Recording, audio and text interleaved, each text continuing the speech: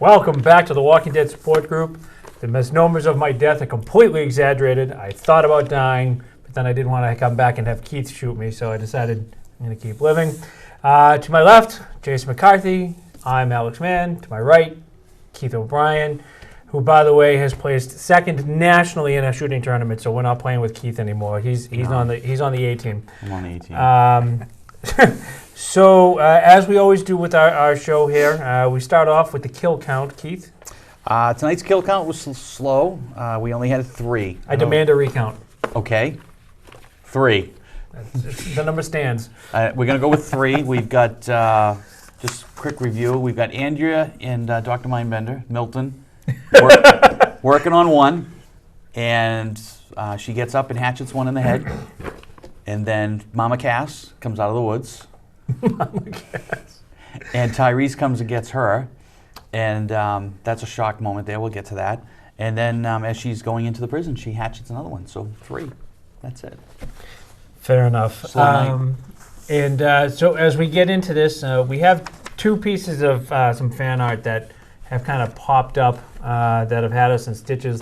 Last week we posted one, and we just posted one up that we found. So the wrong fan art is now on the screen. I apologize. Stuff and things. This is how Rick will describe the rest of the season. There's stuff and things. And then Herschel Claws, which is now my new personal favorite. If you look at it, that's Herschel's face. So that's one of the best ones I've seen so far. So thank you for that. And just so everybody's familiar with how we do this, we live talk right here on Holbrook Community Access and Media. We also do this through Facebook, so you can reach us that way. We do it on Twitter, both at the Walking Dead support group. You can also find us by text if you know us, because our phones will start lighting up shortly, as I'm sure. And just one quick kind of host note here. I want to send out a special thanks to Daryl Licious and Furry for Rose on our Twitter feed. Probably 2 of the most active people out there for us. And they're not even from our area. They are completely loyal followers and jump right in.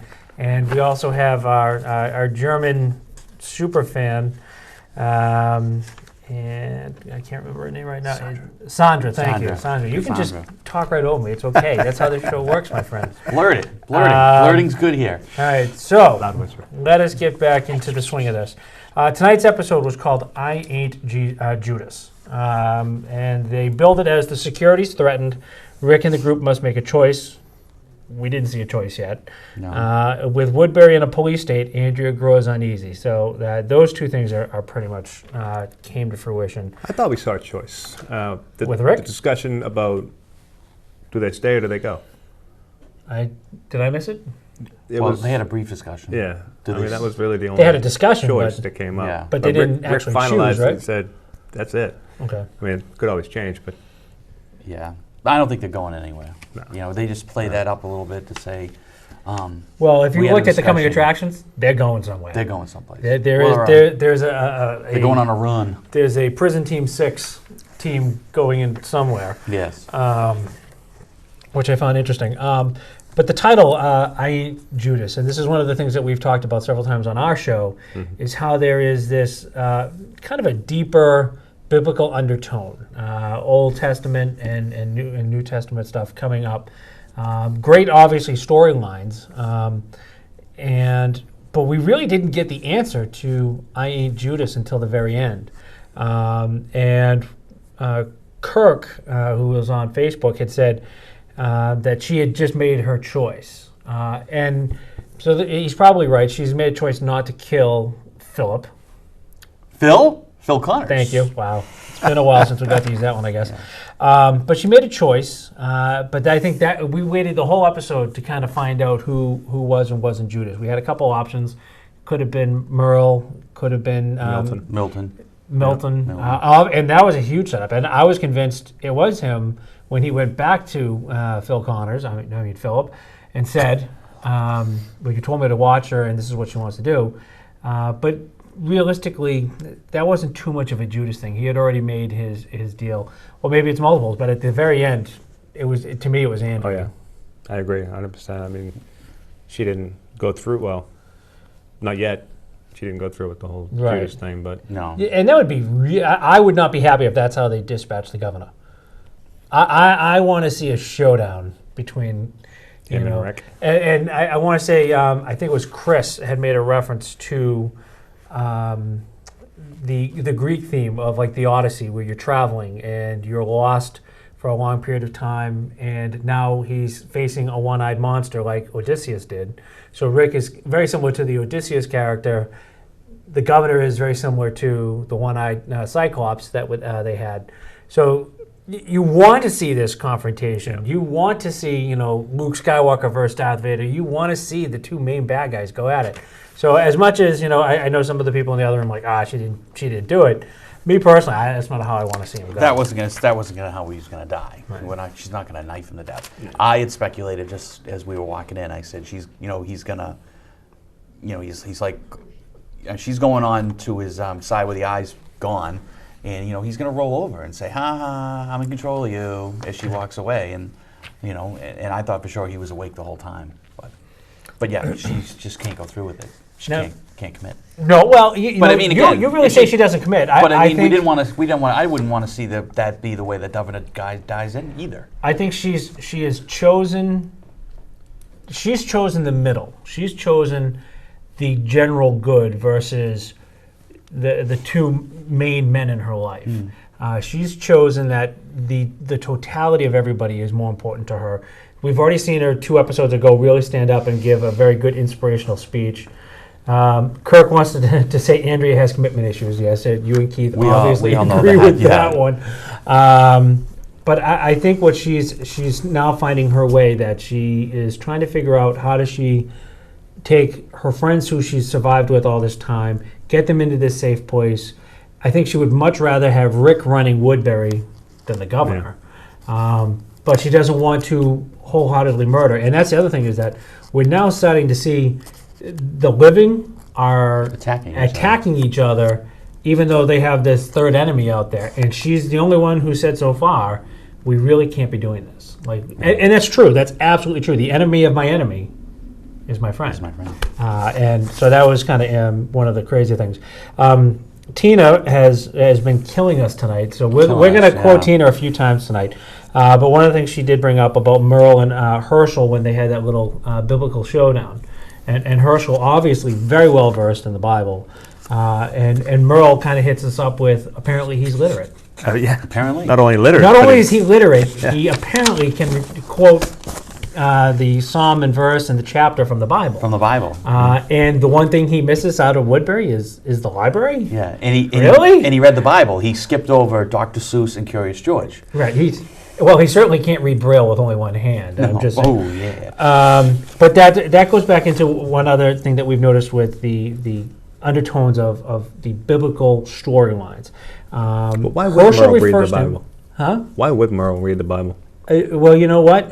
The thing is, I think we're in the South, so I would say the overwhelming majority of the population has been exposed to the Bible and the Gospels and such like that. Whether or not they practice it, they preach it, they were still exposed. They were exposed to it. Bible belts. And I'm sure somewhere in there that is, in a moment of desperation, why wouldn't you read it? I Pretty think, desperate times. For some clarity. Right. I'm sure somebody had said something that he just said, you know what? And I mean, face it, there are fantastic stories in there that, whether you believe it or not, it would be a good read for somebody who's kind of on the edge. Mm-hmm. But one of the things that I thought was very interesting was in that little biblical showdown between those two was it was the two cripples, right? We've got one guy missing a hand. Mm-hmm. We've got a guy who's on crutches or a cane. And I immediately saw that and I went, he looks almost like he's a shepherd, like with the shepherd's hook. And then he says, "Oh, look, the lost sheep." And I'm like, now, obviously, I'm probably reading way too much into this, and I'm sure the writers will send me an email like, "Give it up." But assuming the writers watch our show. No, we know there's members of the cast who see our show, and I'm sure it gets passed on, and I certainly did put this group in for the super fans because I think we more than qualify. But it was one of those things where he referred to him as a lost sheep, and immediately now I'm thinking he's kind of like a shepherd, and he's an older figure. He's got that great beard going, which leads us back to the whole. Yeah, and when Glenn wanted him kicked out, Glenn was adamant. He's like, beat me up. He beat, almost got me killed. And Herschel's like, now Glenn, we need him. He's got military training. Daryl, some security with Daryl. And Daryl says he ain't going nowhere. So and Herschel, righted the wrong there. Glenn wanted him out. And a shepherd will leave the flock to get the one. To go get him one. Right. Right, because he sought him out, going along with your saying. He sought him out, found him in the corner, and they talked, and they immediately started comparing notes. How'd you lose your leg? Rick cut it off. I'm like, oh, funny. Rick left me on a roof. Right. Well, that's the other thing one of the things we've talked about. And Jason, remember when we go back to the first season where Rick and Merle were at odds and they handcuffed him and left him? Yes. And so we've had the friction between the two, and now Merle had to make a decision. Yep. I want to be with my brother, and I can't go back to Woodbury. I'm going to make the best of what I have. He comes in and literally saved Rick. Yeah. And both of them actually saved Rick. So he's all in at this point, and he seems to be that way. And he made a reference tonight that I was taking orders. I did what I was told to do. Yep. So I still think he's an incredibly racist jerk. But when he presents it from the point where I was following my orders, you know what? You got to follow orders, and you kind of have to do it. And if he's used to taking orders from somebody, when somebody like the governor steps up or the sheriff steps up, he is going to follow them. And he followed an order tonight from Rick.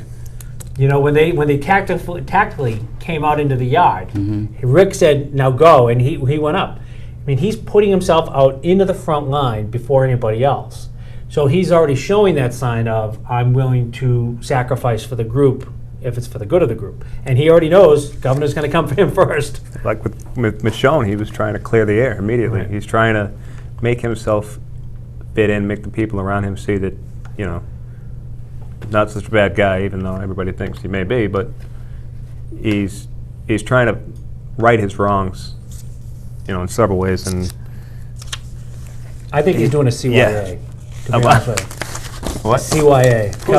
Who's doing a CYA? Merle. Because he knows if he goes to sleep and that door's not closed, Michonne's probably going to kill him. Yeah. Either that or Glenn.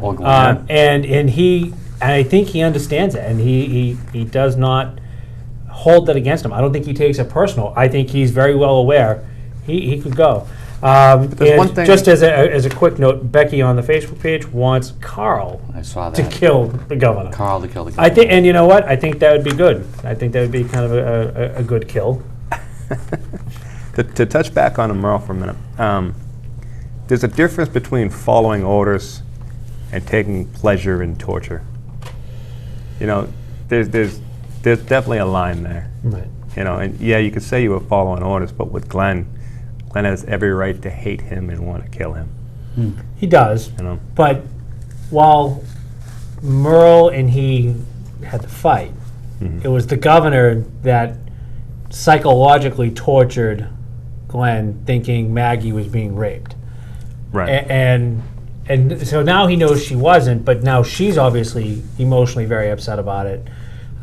So I think, if anything, he's going to probably transition. I think Glenn will eventually transition off of Merle and focus more on the governor.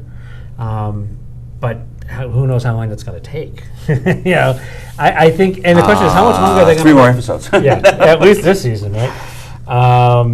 So let's bring up favorite kill, because there were only 3. So you want to each take one, or I don't really have a favorite kill at this point. I was hoping for more, although I think the best almost kill was the curbing of yes, the American History X reenactment of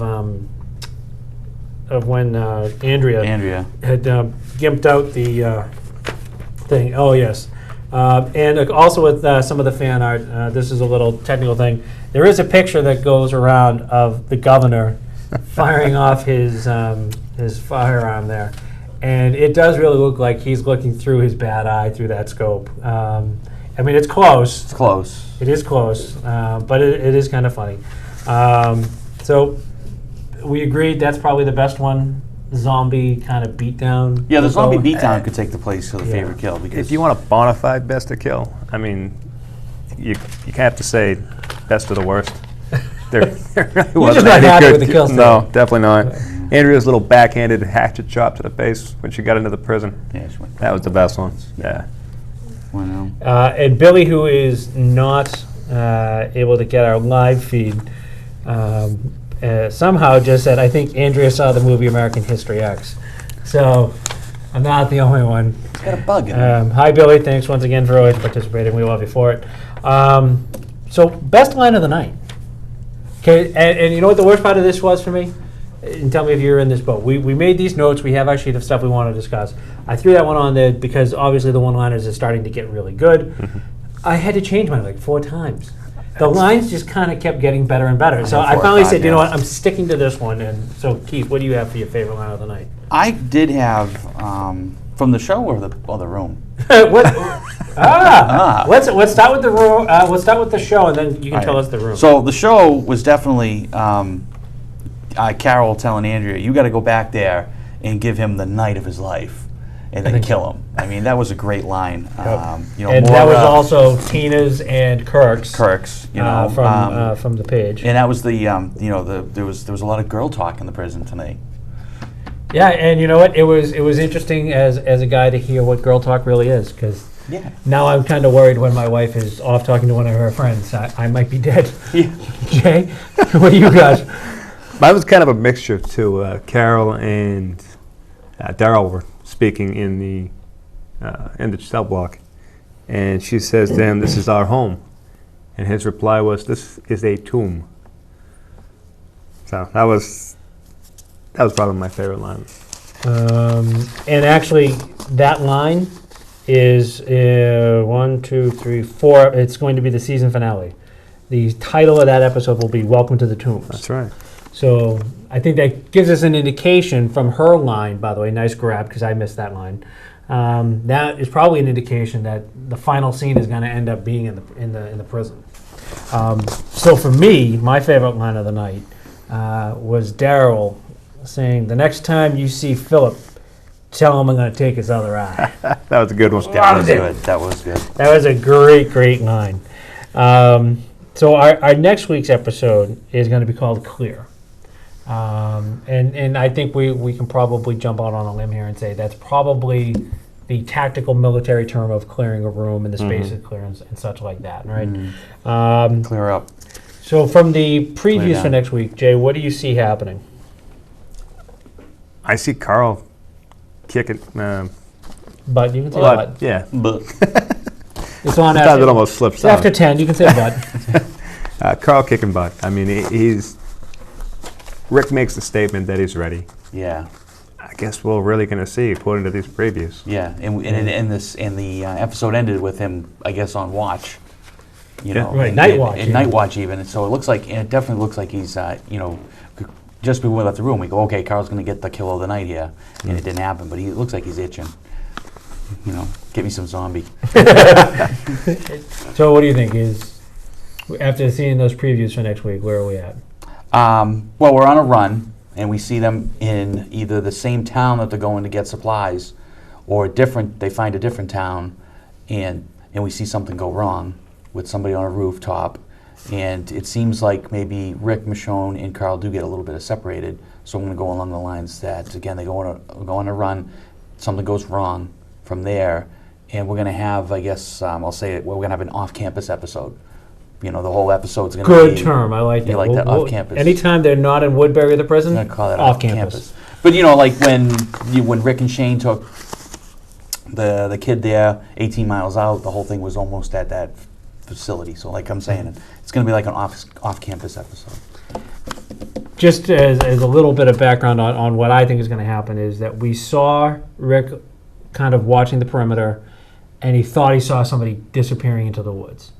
Yeah, it wasn't a white dress. And either. it was not a white dress, but the thing is, because of his visions I think he's going to doubt himself a little bit. Just dismiss it. But we do see them, and I think it's completely off campus. This is definitely not Woodbury. We see somebody up, playing like an Assassin's Creed kind of look up on the rooftop, who's obviously got a firearm also.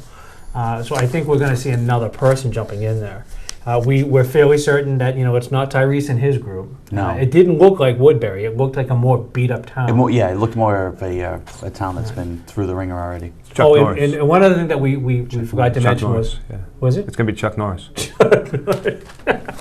Chuck Norris doesn't die. Was it Betty White? We're still hoping to see Betty White. Still waiting for Betty White. One of the other things that has come up here and on Facebook and on Twitter and almost every Walking Dead fan-based social network item is the fact that the lawns were always still cut. They were always neat.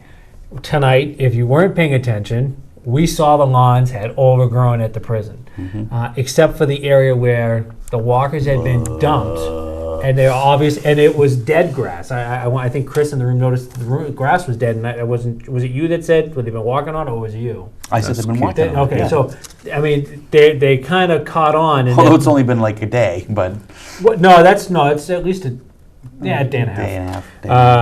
So there was that. But they're walking in circles. The last episode, when they were fired on, you couldn't even see Herschel. He was buried in the grass. Yeah. Right. So they did cover that. It was good. It was definitely good cover. Yeah. And so the next couple episodes, because we're definitely in the back nine of this before we have to go through withdrawal again. Our next episode is going to be Clear. Then we have Arrow on the doorpost. That's gotta be Darrow. It's gotta be Darrow. Right?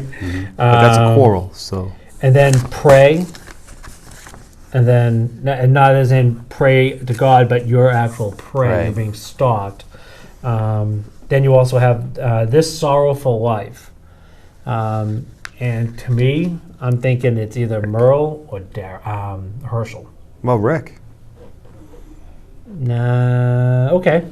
Could it be Andrea? Because I mean, she's torn between like two different places and keeps going back and forth. And as we say, could also be somebody we haven't even met yet. It could be that person up on the roof. Yeah. Who knows?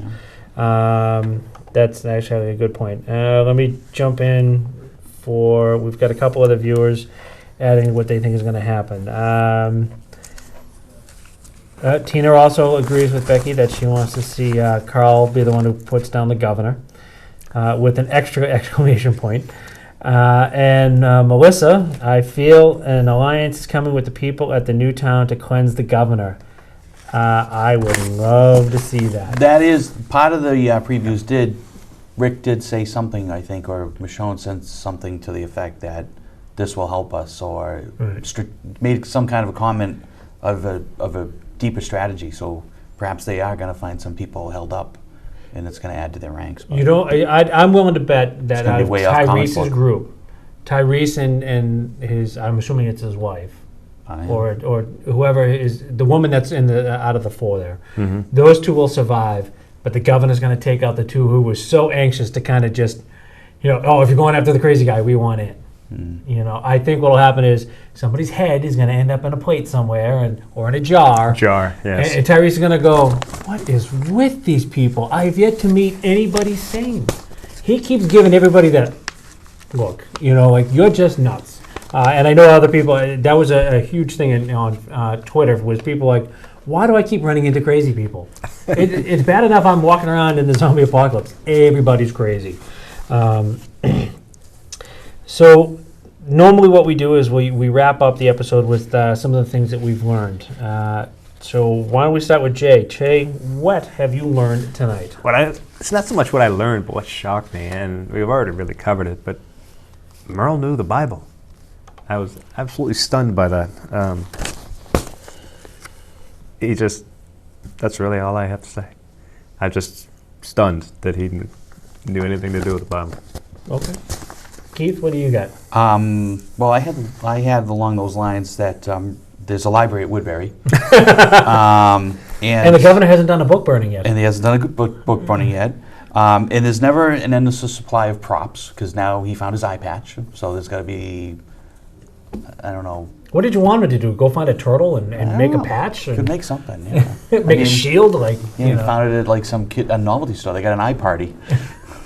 Well, maybe they do. Maybe they went down to Al's joke shop. They had a Jack Sparrow kit. Yeah, it almost looked like gaffer's tape to me. And then the other thing I learned was Rick still knows how to do sheriff. Yes. When Andrew The came, takedown, the yes. takedown, right? And Up against the pass bench. it. Yeah. You know? Yeah, I think he patted her down twice. Well, you had to. And that was Really? the thing. Oh, you had to. He misses Lori. What we did learn is that obviously Rick is like the stereotype of a PTSD person where I needed to be chaos. I need the threat. I need that impending thing to get me to be who I am. Because when he doesn't have that, he obviously was having visions and stuff. But the other thing was, he actually, as far as I could tell, this was the first episode where he actually held a little ass kicker. Yes. And her name is? Judith. Very good. Judith. So he actually held her for the first time. So for me, the one thing out of all of this that I learned, and it's only because I really can't take much in my life serious, the governor is like a salesman pushing a timeshare. He's got the same shtick for anybody who comes in. You know what I mean? He's got this polished. He knows how to present things. He's obviously, I think he wasn't a politician to start off with, but I think he was he was in a place where he had to talk people into doing things, either a negotiator, salesperson, something, because he outright says, "Stay the night, think about it. Yeah. Maybe But you'll you're not wanna leaving stay. regardless. You know, I'll give you everything you need." And that was the other thing. He says, "I'll give you a car, I'll give you ammo, whatever." He couldn't do it for the Tyrese group. But when Andrea left, they gave her a car with gas, gun, and an ammo. There was the huge difference. She's going to see the difference that when she tried to leave before, she couldn't have those things she would need to survive. And when she left the prison, Rick just gave it without even being asked. Well, he She gave said, her "You sure you don't need it?" Gave her own gun back, the gun she came in with. So rare sign No, of she didn't go with a compassion, gun, too, I for don't. him. No, she had a gun on her hip, I thought. I don't remember seeing the gun. You might be right, but I don't remember. I thought- But either way, he gives her a gun to take. He does give her a gun to take. I thought when he frisked her, he took the gun back, took the gun away from her. It's a rare sign of compassion So from Rick, too. You don't see that that much unfortunately, we anymore. are running out of time dramatically fast. So please join us on Facebook, join us on Twitter. We do post up the episodes almost immediately after on YouTube. So for our friends who are in Germany, England, France, South America, and there was one other place I'm totally forgetting. I completely apologize. Cannot thank you guys enough. There's going to be a great movie coming out called The Wasteland over in England. We're hoping it comes here. One of the lead actresses is actually one of our fans, and cannot thank her enough. So go to YouTube and check out Wasteland. It's going to be a UK release about zombies. Looks fantastic. And hopefully we can get it over here. Jason, take us away. Say goodnight to everybody. Thank you, guys. Good night, everybody. Wow. Another Let's show? try that again. Let's try that again. We're going to edit that. You ready? No, we're not. Jason, take us away. Thanks for watching the Walking Dead support group. You guys have a great night. Thank you. Good night, folks. Good night.